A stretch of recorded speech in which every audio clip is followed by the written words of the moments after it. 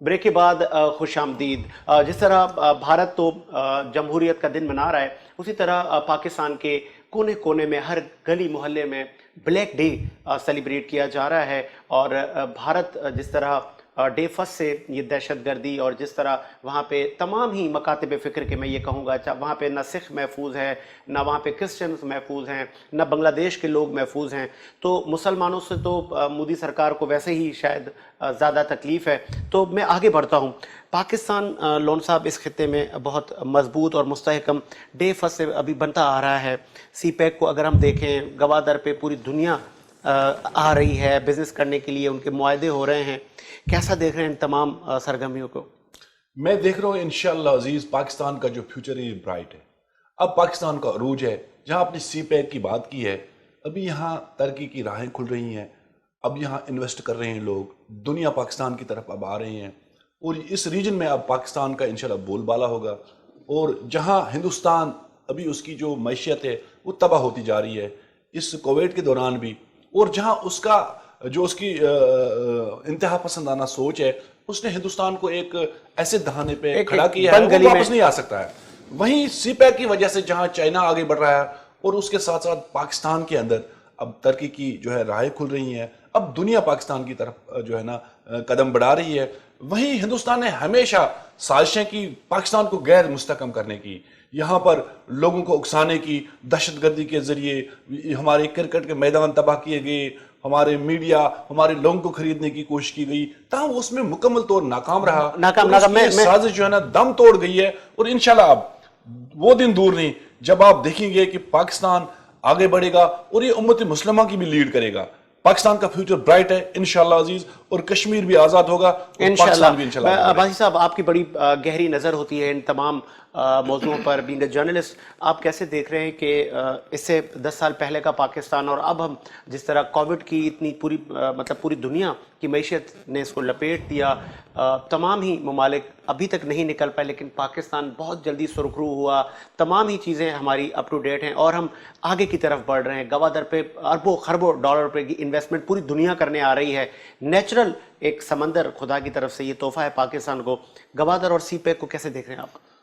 یہ تو ساجد صاحب اس پہ ادھر ہمیں یہ دیکھنے کی بڑی ضرورت ہے کہ اس ریجن کے اندر پہلے ایسی کو کنیکٹیوٹی نہیں تھی، اور چائنا کے ہم جب بزنس کو دیکھتے ہیں تو چائنا باوجود اس کے اس کا بہت بڑا کنفلکٹ ہے، جاپان کے ساتھ وہ $100 بلین کی ٹریڈ کر رہا ہے، حتیٰ کہ انڈیا کے ساتھ اس کا کنفلکٹ ہے، اس کے باوجود وہاں پر وہ $95 بلین کی انویسٹمنٹ اس کی موجود ہے۔ پاکستان کے ساتھ وہ $54-55 بلین، اور یہ زیادہ اوپر سے انکریز کر کے $100 بلین تک جانے کے امکانات موجود ہیں۔ پاکستان سے جب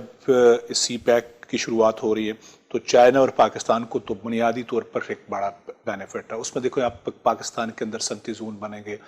روڈ انفراسٹرکچر بن رہا ہے، پھر سے یہاں کی جو روزگار ہے وہ ایک اس کی ونڈو اوپن ہو جائے گی، skill, naan skill, semi skilled لوگ جو ہے اس کے اندر انگیج ہو جائیں گے، اور جب عام شخص کا معیار زندگی اس کے روزگار کی صورت میں بڑھتا ہے تو ملک کی معیشت جو ہے وہ پازیٹیو ہونا شروع ہو جاتی ہے، خوشحالی آتی ہے، خوشحالی کے ذریعے ملک ترقی کرتے ہیں۔ دوسری جانب پاکستان نے اس عرصے کے اندر چاہے ساؤتھ ایشیا ہے اور 7 دیگر ممالک ہیں، اس کے ساتھ ریجنل جو ہمارے تعلقات ہیں اس کو بڑھاوا دیا ہے، افغانستان کے ساتھ آفر کر کے اس کو انگیج کرنے کی کوشش کی ہے، پھر حتیٰ کہ آپ دیکھیے کہ اس کا ایک فائدہ یہ ہوا کہ جو ایران تھا، ایران کی چاہ بہار جو بندرگاہ تھی، اس نے انڈیا کے ساتھ ایک الائنس کی، مطلب ان کا آپس میں ایک تجارتی ایک تعلق تھا، اب وہ پاکستان کو سپورٹ کرنے پر آیا اور ایک قربت بڑھی ہے اس معاملے میں، اور وہ ایک ڈیفینیٹلی بینیفٹ ہوگا پاکستان کو۔ پاکستان نے اس عرصے کے اندر ریجنل کنیکٹیویٹی کو بڑھایا ہے، اس کے ذریعے چاہے آپ کی انرجی سورسز ہیں، چاہے آپ کی دیگر پروڈکٹ ہیں، پھر ایک سے دوسری جگہ، دوسرے تیسری جگہ ہم تو آفر، یعنی پاکستان اس بات کی آفر کر رہا ہے انڈیا کو کہ وہ سی پیک کا حصہ ہو جائے، اس لحاظ سے کہ جب اس ریجن کے اندر آپ ترقی کریں گے تو اس سے بینیفٹ بھارت بھی اٹھا سکتا ہے۔ آپ کو لگتا ہے بھارت وقت پہ وقت لائن آف کنٹرول کے خلاف ورزیاں، ابھی جیسے آپ نے دیکھا ابھی نندن کا ہم نے ویلکم بھی کیا، ایک مہذب قوم کا ہم نے ثبوت دیا، پھر ہم بلوچستان یا اور جگہوں پر دیکھتے ہیں را اور مصعب اور بہت ساری تنظیموں کی انوالومنٹ ہے، یہ ہمارے جذبے مطلب پست تو نہیں کر سکتے، پاکستان کو مضبوط مستحکم بننے سے یہ روک تو نہیں سکتے؟ تو بھارت شکست تسلیم تو کر چکا ہے، آپ کو نہیں لگتا؟ میں سمجھتا ہوں کہ اس کے اندر آپ دیکھیے کہ گزشتہ سال تقریباً کوئی 2,500 کے قریب بھارت نے وائلیشنز کی، لائن آف کنٹرول کی، اور مسلسل کر رہا ہے، آئے روز وہاں پر واقعات ہو رہے ہیں۔ لائن آف کنٹرول کا آپ اگر تھوڑا سا ذہن میں اگر نقشہ دکھائیں آپ کے ذہن میں ہو، اور پھر جو سننے اور دیکھنے والے لوگ ہیں، سامعین اور ناظرین، آپ دیکھیں کہ بھمبر سے لے کر نیلم تک یہ پوری پٹی ایسی ہے جس میں مسلسل یعنی یہ لائن آف کنٹرول ہے، اور دونوں طرف شہری آبادی ہے، لیکن جو آزاد کشمیر ہے اس کی آبادی زیادہ ہے جو لائن آف کنٹرول پر۔ بھارت جب فائر کرتا ہے تو وہ ڈائریکٹلی شہری آبادی کو نشانہ بناتا ہے، اور وہاں پر لوگ جو بس رہے ہیں ان کی زمینیں کہیں اور نہیں ہیں کہ جا کے وہ شفٹ ہو جائیں، ان کا مال مویشی وہاں پر ہے، ان کا روزگار وہاں پر ہے، ان کی کھیتی باڑی وہاں پر ہے، وہ اس کو چھوڑ کے کہیں اور شفٹ نہیں ہو سکتے۔ اور جب وہ وہاں پر رہ کر کام کر رہے ہوتے تو بھارت آسانی سے ان کو سافٹ ٹارگٹ طور پر نشانہ بناتا ہے، اور اس کے نتیجے میں وہاں پر نقصان ہوتا ہے۔ حتیٰ کہ اس عرصے میں آپ دیکھیے کہ جانیں کتنی چلی گئیں، اور پھر اقوام متحدہ کی جو مشن کی گاڑی ہے اس کو بھی نشانہ بنایا گیا، اس مشن کو نشانہ بنایا گیا، آبزرور کو، مبصر کو، اور اس کے نتیجے میں آواز بھی اٹھی۔ کہنے کا مطلب یہ ہے کہ بھارت پر جو انٹرنیشنل کمیونٹی جب تک دباؤ نہیں بڑھائے گی، وائلیشنز اس نے برقرار رکھی ہوئی ہیں، ان وائلیشنز کے ذریعے ایک چارج شیٹ ضرور ہو رہی ہے کہ بھارت وہاں پر جو کچھ کر رہا ہے وہ کسی صورت دنیا کو بھی قابل قبول نہیں ہے، لیکن پاکستان کو کسی صورت قابل قبول نہیں ہے، اور کشمیریوں کو جو لائن آف کنٹرول بستے ہیں وہ تو اپنی زندگی وہاں پر ڈال چکے ہیں، اور وہ ان گولیوں کا سامنا کر رہے ہیں۔ تو دونوں اطراف کے جو کشمیری ہیں وہ مسلسل اس وقت اپنی جانوں کی قربانیاں دے رہے ہیں، اور کشمیر کی آزادی میں اب 90 سے لے کر اب تک دیکھیں تو تقریباً 1 لاکھ کے قریب جانیں، 1 لاکھ پلس لوگوں کی جانیں گئی ہیں، وہ صرف اس لحاظ سے کہ وہ یہ چاہتے تھے کہ ان کو حق خود ارادت ملے، انہیں وہ ایک چونکہ کلمہ گو ریاست چاہتے ہیں، اور اپنی شہادتوں سے وہ یہ چاہتے ہیں کہ ان کے ساتھ جو کمٹمنٹ انٹرنیشنل کمیونٹی نے قراردادوں کی صورت میں، اقوام متحدہ کی قراردادوں کی صورت میں کر رکھی ہے، وہ پوری ہو۔ اور یہ تبھی ہو سکتا ہے کہ جب طاقتور جو آرگنائزیشنز ہیں، طاقتور جو ممالک ہیں، وہ اس میں اپنا انفلوئنس بڑھائیں گے، بھارت پر معاشی لحاظ سے پابندیاں لگیں، یا اس کو اس طرف لے کے جایا جا سکے جہاں پر اس سے کشمیر کی آزادی کی بات کی جا سکے، پیش رفت اچھا، ابھی کہیں نہ جس کہیں۔ طرح فارن پالیسی پاکستان ایک لیڈ کر رہا ہے، ایک لے کے چل رہا ہے، چاہے وہ تمام ہی معاملات پہ کیوں نہ ہو، پی ایم عمران خان صاحب یا شاہ محمود قریشی صاحب جس طرح کا ایک مائنڈ لے کر چل رہے ہیں، آپ کو لگ رہا ہے کہ منزل دور نہیں؟ میں ویسے سچی بات بتاؤں تو میں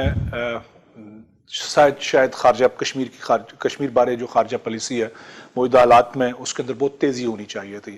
بہت سارے لوگ مطمئن بھی ہوں گے، لیکن اکثریت جو کشمیریوں کی ہے وہ اس معاملے میں مطمئن نہیں ہے، کیونکہ جو جارحانہ رویہ عمران خان نے ابتدائی دنوں میں، خاص کر 5 اگست کے بعد سے سپٹمبر میں پہلے فرسٹ جو یو این میں جا کے تقریر کی تھی، اس وقت اپنایا تھا، ہم نے اس کے بعد اس کی کنیکٹیویٹی، اس کے اندر وہ سمیٹ نہیں دیکھی، اس کو فالو اپ کے طور پر